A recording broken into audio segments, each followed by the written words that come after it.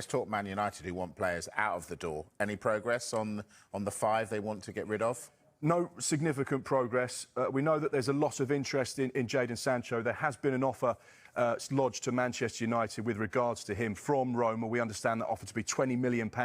Manchester United currently considering he has just 1 year left on his current contract. Nothing for Antony, nothing for Tyrell Malacia. The information on Rasmus Hojlund, we know that AC Milan are interested in signing him and Borussia Dortmund as well. His stance a couple of weeks ago was, I want to stay at Old Trafford and fight for my place. However, that's changed. He would be open to going to AC Milan. So that's basically opened the doors for them. Right, do a deal with Manchester United and I'm willing to come to you. Right, OK. United, Mark. Goalkeeping is something that's been spoken about there as well. Have they sorted their situation or not? Goalkeepers is a position that Manchester United have been looking at this summer, but their focus was on 2 10s and a striker. Ruben Amorim completely wanted to revolutionise that front 3 at Manchester United. He wants to play with a different style to what historically they've done, and they've gone out and got the players to do that.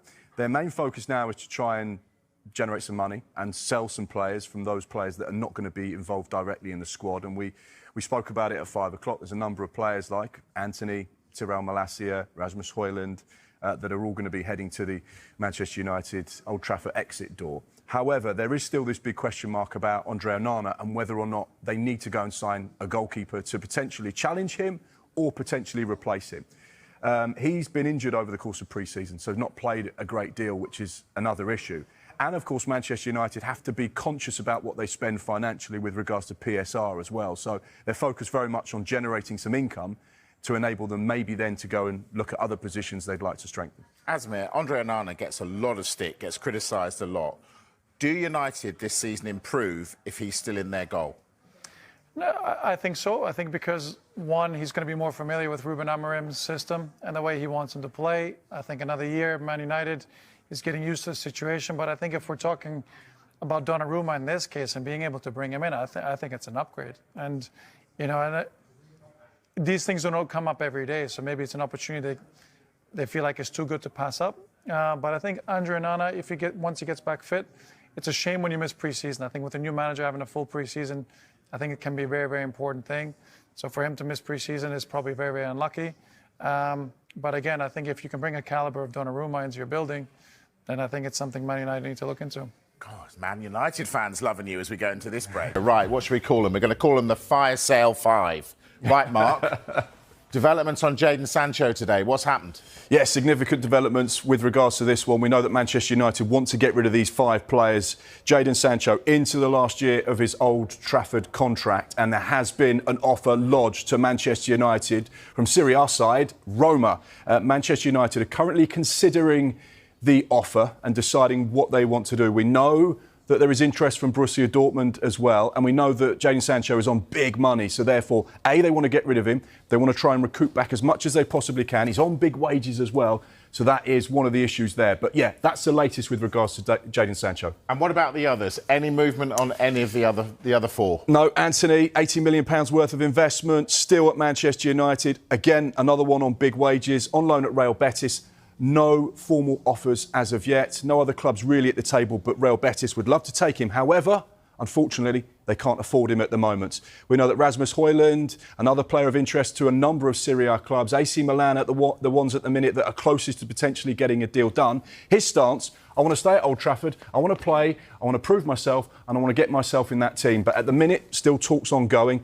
Looks like a lack of minutes is going to be his issue, so he's almost being forced, you know, out of the club. Garnacho, Chelsea, it feels like it's only a matter of time before this one happens, but Chelsea just have to be a little bit clever with how much they spend compared to how much they receive and sell players on for. But we know that the talks continue.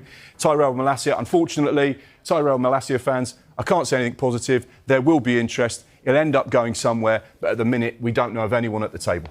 I'm just hearing something from the producer that Hojlund is open to a move to Milan now. We're just hearing that. Sky Italy reporting that, which is interesting. Yeah, so well, he's read the runes. He's read the room. He's not going to get any game time. You know, when you don't play minutes, for example, Jack Grealish not going to the Club World Cup for Man City, that's them basically saying, thanks, Jack, but we don't want you. Go and explore your options Same for him, lack of game time over the course of pre-season, and maybe recently he's decided, look, I just need to go and play games. That's going to be key. Right, I want to rattle through this. You touched on this earlier. Let's talk Tottenham. Rasmus Hojlund, because he trained yesterday, but he's been told by Manchester United that he can leave and go and play elsewhere. How is this likely to play out? Well, AC Milan have held positive talks with United around the signing of Hojlund. As yet, there's no agreement between the clubs.